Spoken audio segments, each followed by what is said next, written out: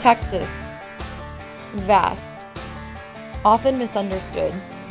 A land of both legend and lore. We have a little over a week to make our way across the second largest state in America, from the remote far west all the way to the vibrant capital of Austin and beyond. And what we find just might surprise you.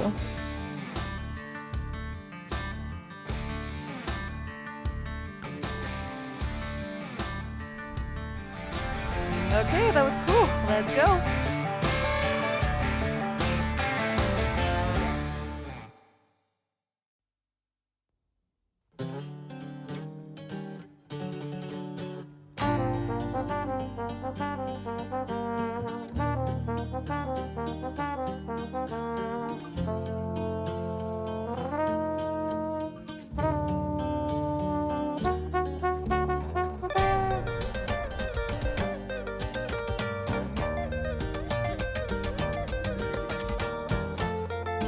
This is the first stop of our Texas road trip. We're in El Paso, which is in the far west of the state, and it borders Mexico.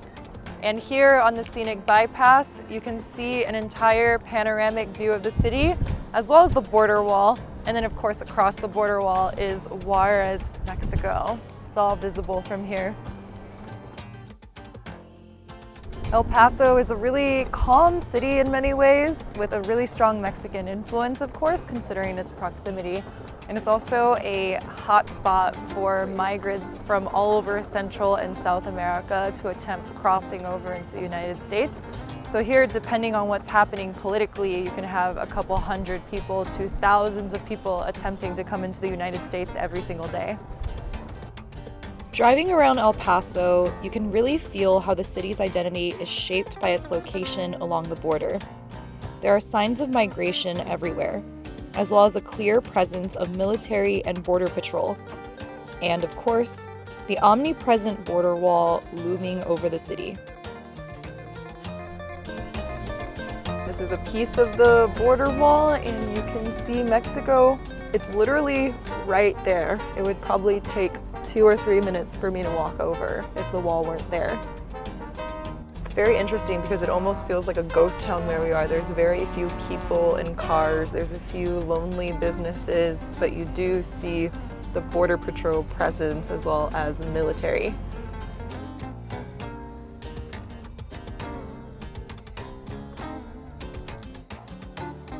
And here's where you cross the border, literally 4 minutes away from downtown El Paso. Driving along the wall feels eerie. Occasionally, you see migrants walking on the other side, looking for a way in. It kind of feels like a giant open-air prison that never ends.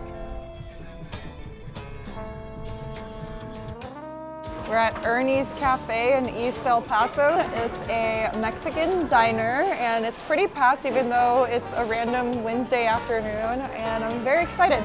We're right near the border, so of course the Mexican food here is really good. Some nice chunky salsa. Ooh, that's spicy. Caldo de res, beef soup. Got some yuca, got big chunks of beef, got carrots. It's piping hot, looking really good.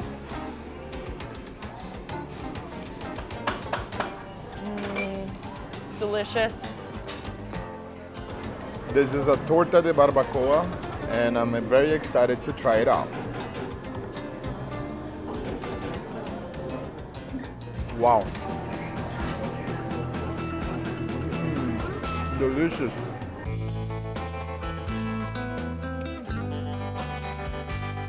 Marfa, population 1,788.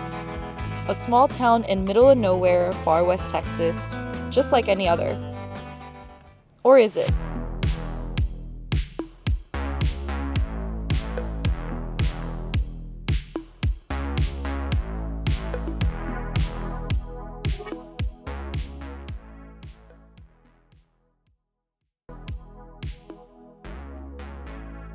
The story of how Marfa became an art destination is kind of a funny one.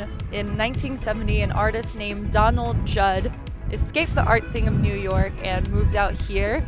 He was one of the leaders of the minimalist art movement, and he bought up some property, began setting up large-scale art installations, and that in turn began to attract other artists. Fast forward today, and Marfa is like a little hipster town in the middle of the desert, and it's kind of funny because there's nothing else out here. The population of the town is under 2,000. It's incredibly remote. The nearest airport is 3 hours away. But now you drive through Marfa and it feels like kind of a mini Brooklyn in the middle of the desert. Though Donald Judd's footprint can be seen everywhere in Marfa, the Chinati Foundation is his biggest legacy, and you can find many pieces of his work across 340 acres. Massive scale minimalist installations that dot the otherwise barren desert landscape.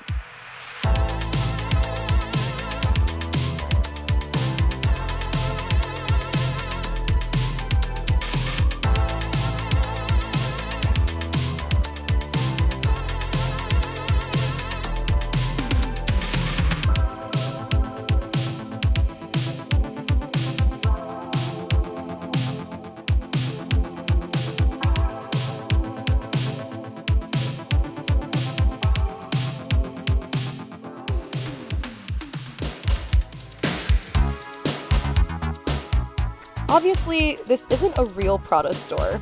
It's an art installation, and it's become somewhat of an Instagram sensation over the years. We, of course, are not immune to its charms.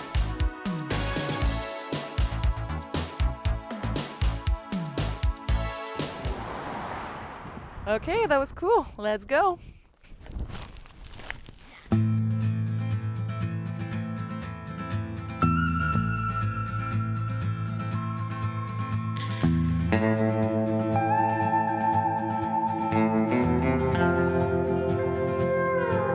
It's hard to fathom how big Texas is until you're actually here. This part of the state is incredibly remote and sparsely populated. You can drive for hours on empty, open roads. As you get close to Big Bend, the most isolated national park in the United States, the scenery becomes especially beautiful. Layers of purple-hued mountains, vast desert expanses, rugged, rocky terrain.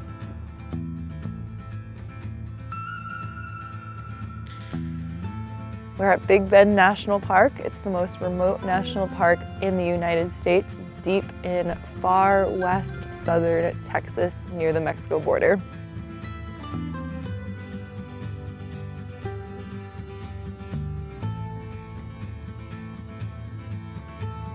So we're doing the South Rim Trail today. It's about 13 miles and it's moderate, but it's just very long and it's supposed to have one of the most spectacular views of the park. So let's go.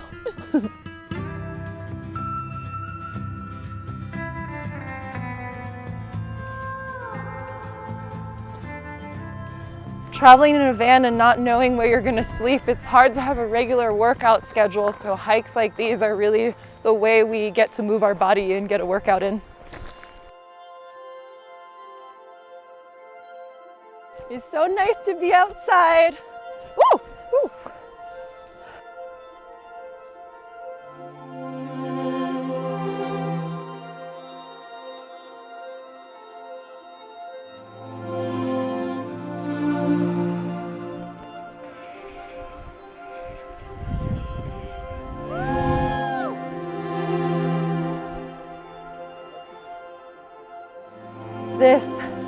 This right here is why we travel the US.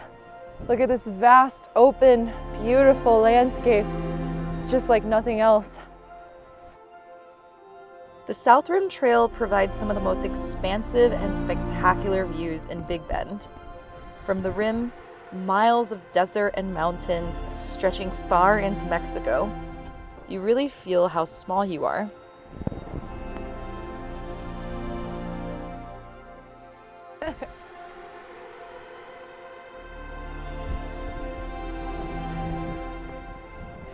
So vast, there's nothing but mountains as far as the eye can see. This is why Big Bend is so special. It offers a sense of solitude and untouched wilderness that is so rare in the modern world. I'm on the edge of the world, I'm looking down on creation, and the only explanation I can find.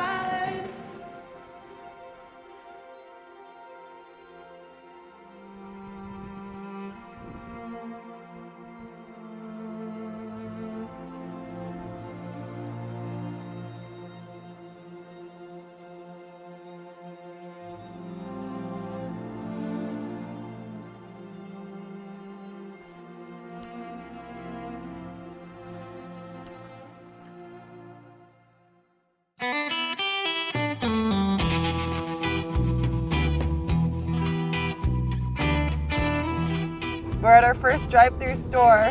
Now you may think America has these everywhere, but that is not the case. I'm from the East Coast, from a city, and I've never seen one. So this is my inaugural time. You can not only get regular items in the store, you can actually get alcohol as well. I'm not gonna be driving the rest of the way, so I think this is the perfect opportunity for me to order a drive-thru alcoholic beverage. America!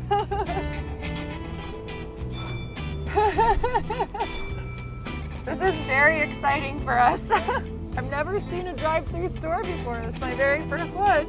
Yeah. It can get a little busy around here at times.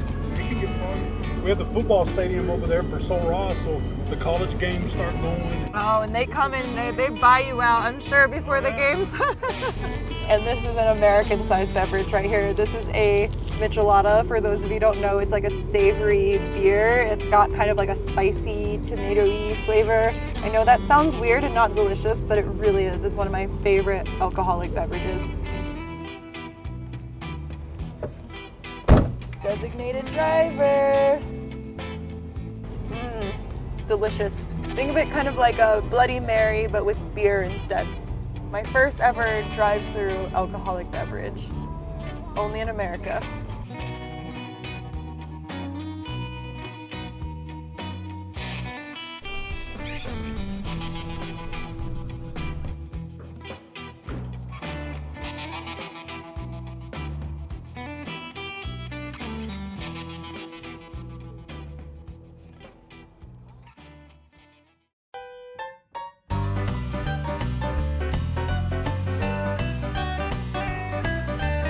We're at the Broken Spoke, baby, the quintessential Texas honky-tonk and dance hall. It's been here since 1964. You know, we couldn't come to Austin and not come here. This bar is amazing. It's got the perfect amount of kitsch, country music band getting ready to play soon. We ordered a chicken fried steak because we had to. And yeah, it's got everything you want. We're here to two-step, the staple dance of Texas country dance halls. And Broken Spoke is the institution. Despite Austin modernizing around it, it stays the same as it always has been. Country as f***. Man, y'all gotta move your feet for this shit to work. You're not falling for shit, Mama.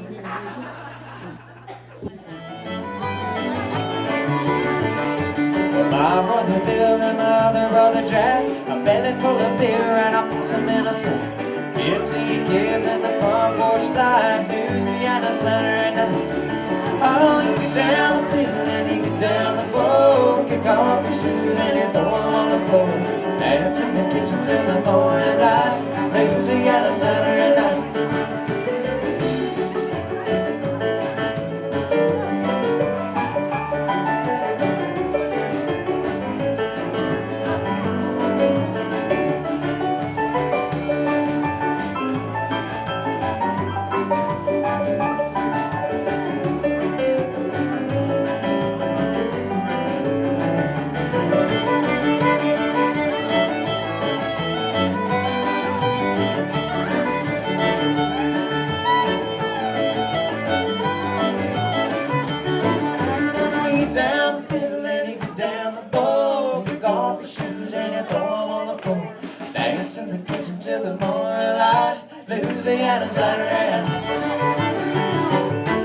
I gotta say, I was influenced by the country honky-tonk aesthetic. After the Broken Spoke, I was ready to give it all up, run away to Texas, and become a cowgirl. Yeehaw! Life imitates art, art imitates life.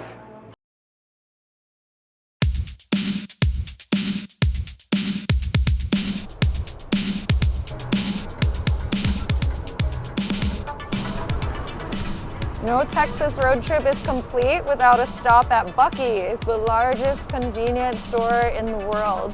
The branding is omnipresent. We're slowly approaching Buc-ee's, and I'm excited to show it to you because it's the most Texas thing ever. Buc-ee's! Exit now!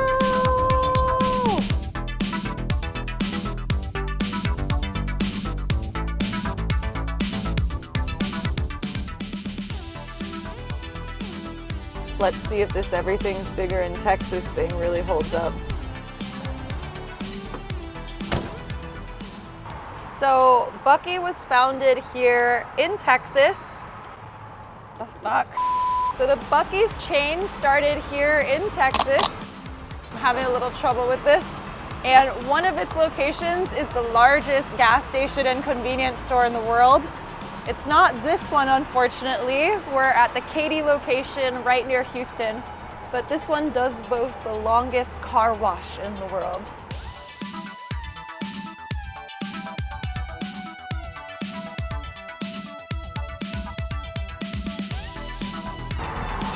Unfortunately, we can't do the car wash because our RV is a little too high, but next time.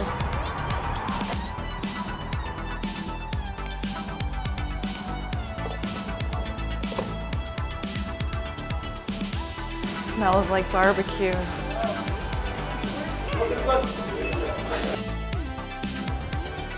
Buc-ee's is less of a store and more of an overall experience. So you got all sorts of merchandise, you got food, you got Buc-ee's branded goods. There's a lot to take in here. And we're gonna start with the world famous beef jerky. Like, I've heard about this stuff from our friends in Texas and I haven't tried it yet. All right, acquired.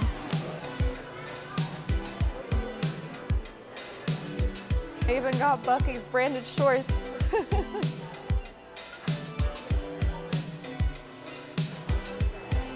Who needs a Stanley Cup when you have Buc-ee's? I need you one of these. What do you think? Should we get a pair of these for Lenza? I think he'd look really handsome in these. They even have Buc-ee's Band-Aids.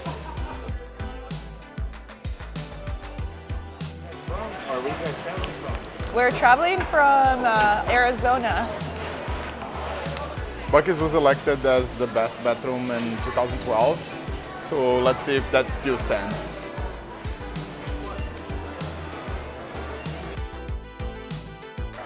Very clean, definitely approved. I think we should get him for the van. Did you get everything you needed? Yes, it was very fun.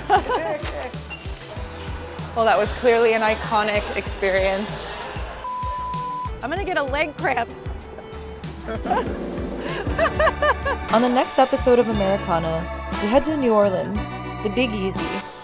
It's one of my favorite places in the entire world, and it's Mardi Gras season.